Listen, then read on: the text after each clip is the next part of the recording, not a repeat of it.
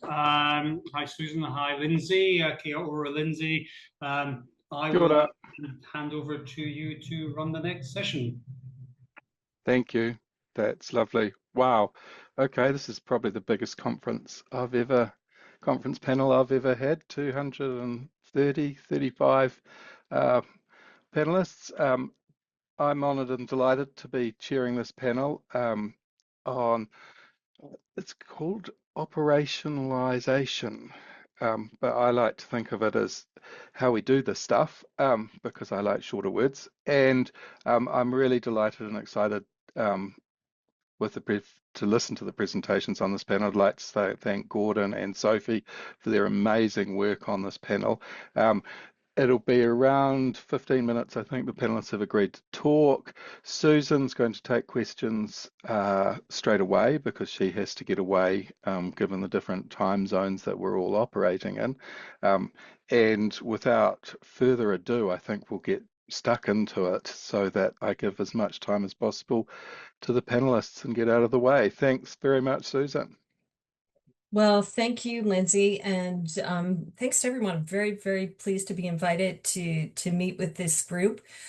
We are always interested in what's happening in Australia and New Zealand and many other countries around the world, but I would say especially Australia and New Zealand. I have to tell you, in a very strange twist of fate, I just put my daughter and my grandson and my daughter's partner, drove them to the airport in Toronto to get on a flight to go back to Australia where they live. So you have one of my most valuable resources there in Toronto or in Australia, and love your country. We love to visit. And if my daughter has to be away and my grandson, they couldn't be in a better place. So I'll start by saying that. Now, if it's okay, I'll share my slides. Is that okay? Yes, good. And this should only take 10 to 15 minutes at most. I'll just get down to find it. There we go. And just get myself into.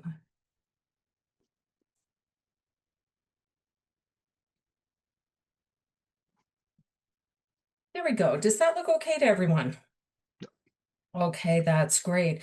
So my presentation today is about canReview. Susan, very briefly, Susan, you've just got the notes page up. You may wish to remove the notes page. I do not want the note page up for sure. So sorry, it's not like I haven't done this 1,000 times, but nope, let's not do that one. Nope. Okay. Like that Anybody got to say that display settings? I think that one does that one. Yep, and then go swap. Thank you. Thank you. Thank you so much. So I'm here today to talk about canReview.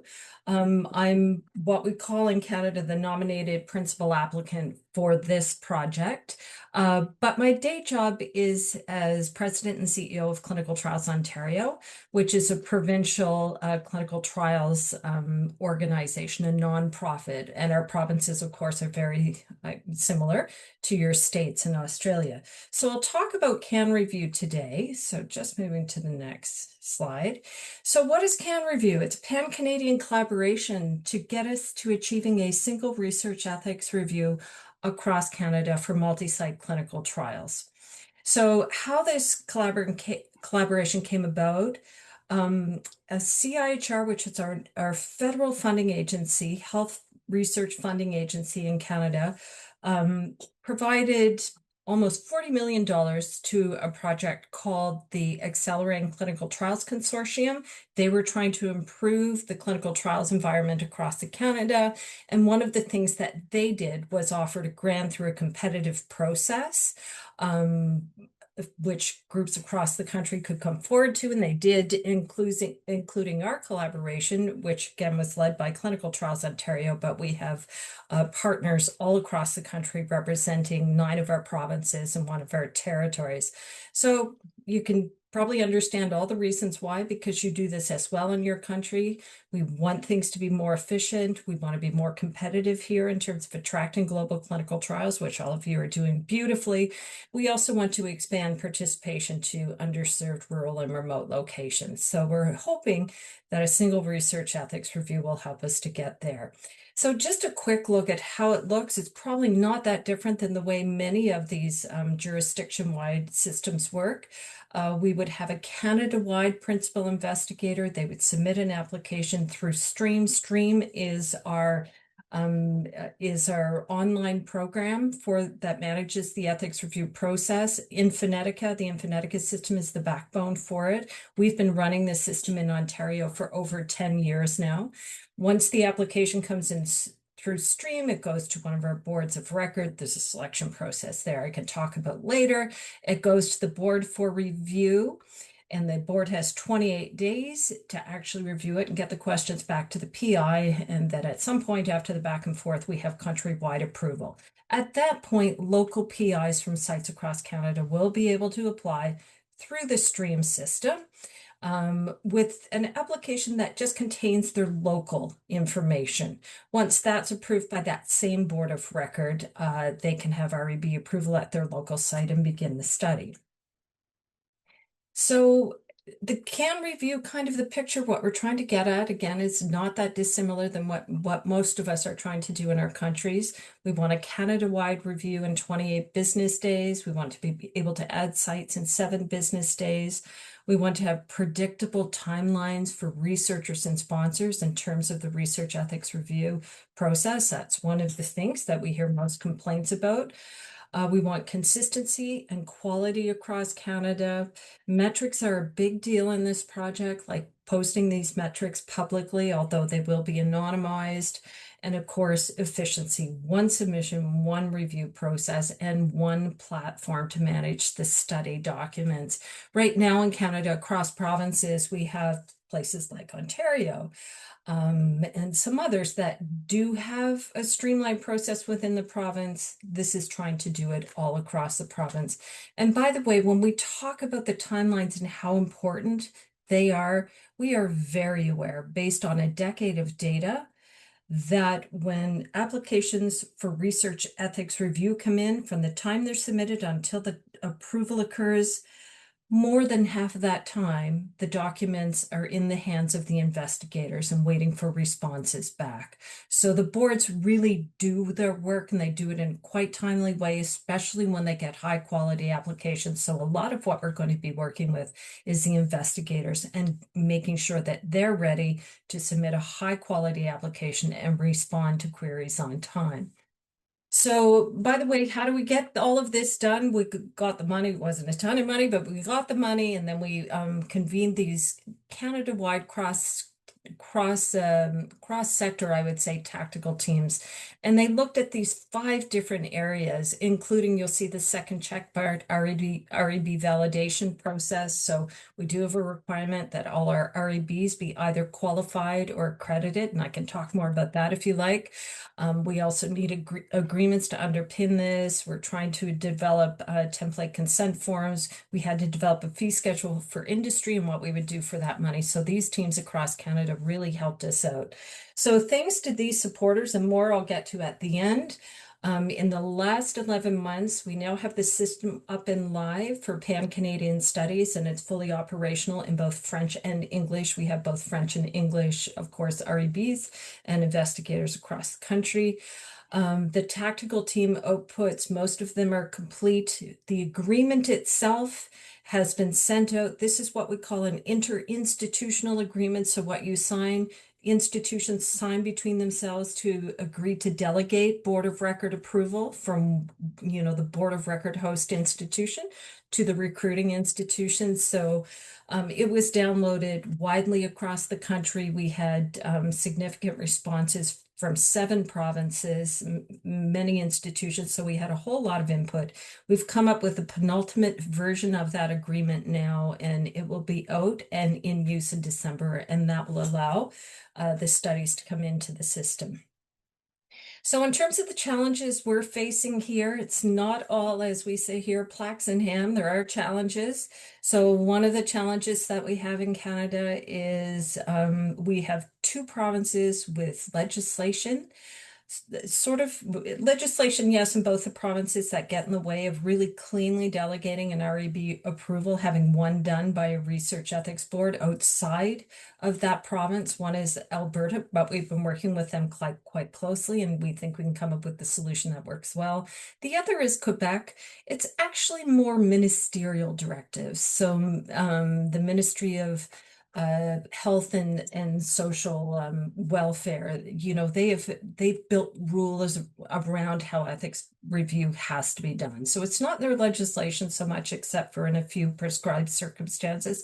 It's really ministerial directives, which are a little bit easier to change. But anyway, we're working on facilitated mechanisms to support these provinces. You know, we ask ourselves, can this legislation change? We hope so in future. The other issue that we deal with is that our hospitals, our universities, et cetera, across the country, they all have their enterprise-wide systems already within their institutions. So you as a researcher go into a big system, you can apply for ethics review if you need it. You can, you know, put the basic information about your research project. If you need animal ethics review, you can do all these things in one system. So stepping out of that system to get an ethics review is not something that, you know, at least on first pass, everyone's thrilled about. By the way, in Ontario, where we've implemented essentially the same system, we now have 175 institutions that have signed up and agreed to use the fully delegated board of record model and an external system. And we have everything from smaller community-based clinics right up to some of the bigger, most complex hospitals that you would find anywhere, like UHN and Sick Kids. So they've all figured out how to separate this ethics review process from the middle of everything else they need to do for research. So we're certainly happy to work with institutions to solve things, but this depends on everybody using a single external system. So we have a few big questions here. We've had a lot over the last 10 or 11 months, and so we kind of put them in buckets. What is not new? Having an external REB to an institution reviewing your research is not new. This has been going on for years in Canada, whether it be, you know, within a particular city, one board reviewing on behalf of the hospitals, or in Ontario, where we have one board that can review on behalf of up to 175 hospitals. In Quebec, we've had several examples of this where we have excellent high quality REBs that can and do review on behalf of multiple sites. And the other thing that is not new is patient support for making trials more efficient. When we came out with the partner concept, and I'll talk about that in a minute, it was our health charities and patient advocacy groups that came out first. And I mean, one of the first things they said was, I thought you guys had this done already. And the second thing was, please get it done now. Let's stop talking about it. Let's stop doing it. I'm not sure what it's like in Australia, but there's a lot of dialogue here in Canada about relationships, for example, with the US, and how it's time to really think about how we can do things better within our country, break down provincial barriers, and become more self-reliant. And what we're doing here certainly fits well with that. So what is new with this? It is this pan-Canadian purpose-built single research ethics review platform. We call it STREAM. The strict timelines are new. We've never had those in Ontario, so that will be new. But I would come back to the fact that these are really leveraging how REBs work already. I think more of the pressure is going to be on the investigators, and I think that will be interesting to see how that goes. We have multiple validation pathways for REB participation. So there is something called Human Research Accreditation Canada. They've only qualified one public and I think one private board in Canada, but anyone can go through that process should they choose to. We've also had an REB qualification program, which essentially does what the Human Research Accreditation Canada does, but focuses just on the boards. We've qualified over 20 boards in that province, or in that process, across 3 provinces. We've done 50 plus reviews, and that's a very valid way to go. We also have another project which is really qualified 2 boards in the same manner as CTO. What's also new, this distinct Canada-wide fee structure for industry-funded studies. We're going to have Canada-wide consent forms and agreements. We have dedicated support for research teams now in both official languages. Before this, it was always just in English, and of course, a bilingual system. So the next question is, what can be new? We'd really like to work on building a community of practice for REBs across the country now. We've done that in Ontario and had that for years. We'd love to see this across the country. We'd love to see much higher quality submissions, and we've hired people to help investigators do that. Of course, we want to see more clinical trial opportunities, and the ones that we have get started in a more efficient way. And we'd like to see, or we hope that in future we'll have more Canadian leadership on the global stage, as we're recognized as a good jurisdiction for doing high quality and timely trials. So of course you can imagine, we do not do this alone. I have a whole operations teams with incredible expertise that works with us at CTO to get this started. We also have a dedicated program manager for canReview. All of these folks here are on our cross-Canada leadership team, so you can see them, different walks of life, and all amazing and incredible collaborators that have helped to get us to build this. We also have an external advisory committee, and this has both international people, including folks from the World Health Organization and from the Health Research Authority in the UK. And we also have national research leadership and university leadership and medical devices and pharma, etc. These are all on these committees. I'm very sad to say we don't have anyone from Australia or New Zealand, but I know you have amazing experts there. So we'd be not just open to that, but we would welcome that if there are folks that would like to work with us in that space. By the way, I think, no, there was somebody from Australia, it might be one. Anyway, we'll come back to that. So the other thing, one of the things that we've done, because we do need this to be a movement, to get this to work, to get things to work across provinces, in Canada, when it comes to research, you need a movement. I'm not sure what it's like in Australia, but in Canada, healthcare is managed and funded by the provinces for the most part, and research is funded nationally. So we're bringing in two separate worlds and trying to get them to work across the country as one. So we've developed this concept of partnership. So if you are behind this concept of canReview, we've invited you to become a partner and just help us demonstrate that groundswell of support to get this done. So this is my very last slide.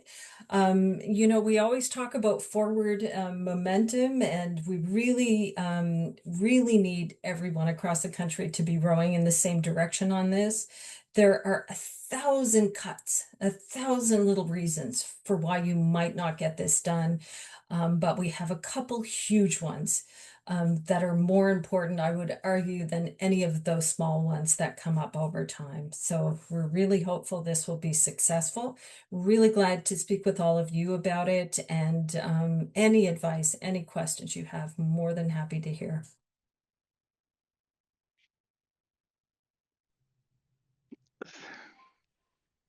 Thanks so much, Susan. We've certainly got one question straight away. How are you coping with First Nations languages is really the idea, because you've got it in French and English. But I suppose there's a wider question about how are you working within the Indigenous, working with Indigenous issues. And then there's another question about digital accessibility and handshakes with hospitals. I take it that's digital handshakes with hospitals. Yeah, so two great questions. So in terms of the Indigenous people in Canada, multiple languages, like many languages. When we speak about bilingualism in Canada, we speak about English and French. I'm not saying that's been the right thing to do, but that's the standard we tend to have and adhere to. We are forming an Indigenous advisory committee. The interesting thing about clinical trials is, for the most part, they're not usually done specifically within Indigenous populations. wherever, whenever, and wherever they are, they can involve Indigenous people. So we need to get better at this. We will be establishing that committee that we hope will help us to get this done better. And that will be in phase 2, which quite honestly starts as soon as that agreement is finished with, which is December. In terms of the handshakes with, oh, sorry, go ahead, Lindsay. My apologies. I was just going to say, no, I mean, even with 20% of the population in New Zealand being Indigenous, we've only just launched a by Māori for Māori committee here. So I understand that getting the people for those is very hard because they're very stretched usually. We do have some specific Indigenous research ethics boards in Canada now. We do have those.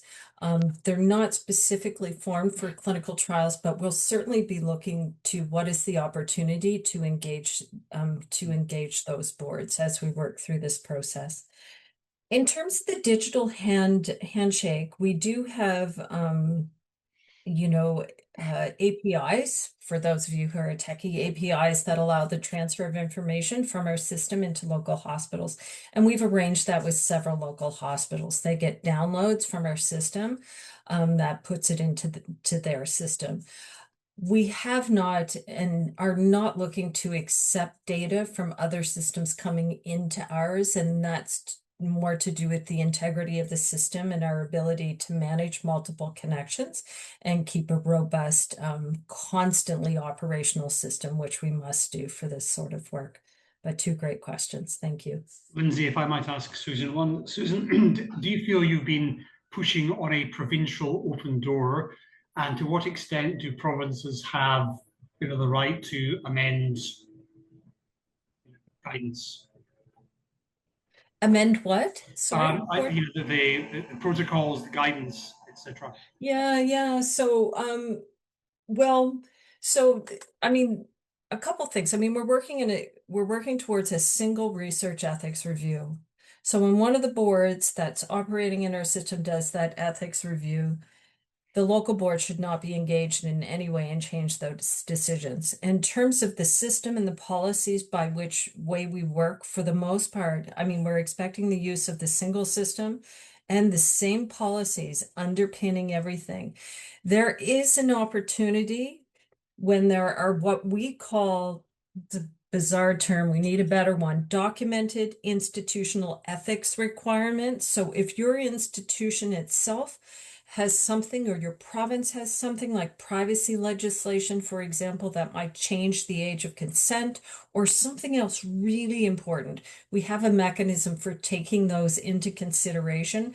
But that means, for one, they report it to us when you come on board. We agree they're documented and they're necessary.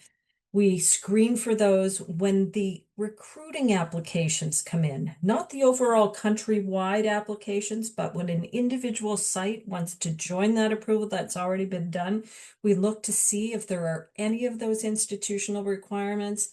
We check that. Also, when we send that recruiting application to the Board of Record that's already provided the countrywide review, they take a look at those institutional ethics requirements and they take them into consideration and support them in their review. I hope I got close to the answers in your question, but everything's meant to be standard except for that little piece that we found is very important. Yeah, look, I think it's an important question just to understand how it compares to our system, for example. So yeah, thanks. That was a good comparator. Thank you. Thanks so much, Susan. I just want to, there's another question here, but I just wonder if we have Hayley Germain here. I can't quite see if Hayley's coming up. Hayley's still in the attendees. Oh, she'll be there now. She's there now. Fantastic.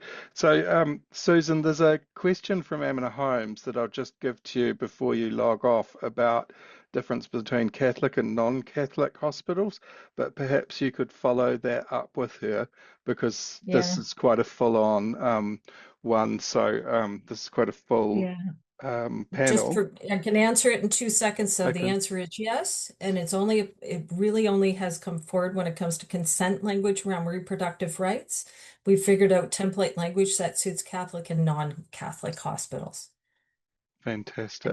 They will not do studies involving abortion, but that's fine. They Oh, don't yeah. need to. Yeah. Thank you. Thank you so much, Susan. That's an incredibly complicated policy and regulatory order. In New Zealand, we just tend to muddle through. We call it number 8 wiring. But it's amazing to see that, and I'm sure many of us will be very keen to study that in some depth. Are there papers coming out? Are there publications at all? No, but that's a really good idea. I mean, our real launch will be in about 2 weeks. So after that, we hope to take a breath and do more. I was going to say, anytime you want to have a meeting like this again, though, really happy to take more time Fantastic. and unpack what we're doing. And our website's live and full of info Beautiful. there too. Fantastic. Great. Thank you so much, Susan. I'm sure we'll be pilfering from that website quite a bit. Good.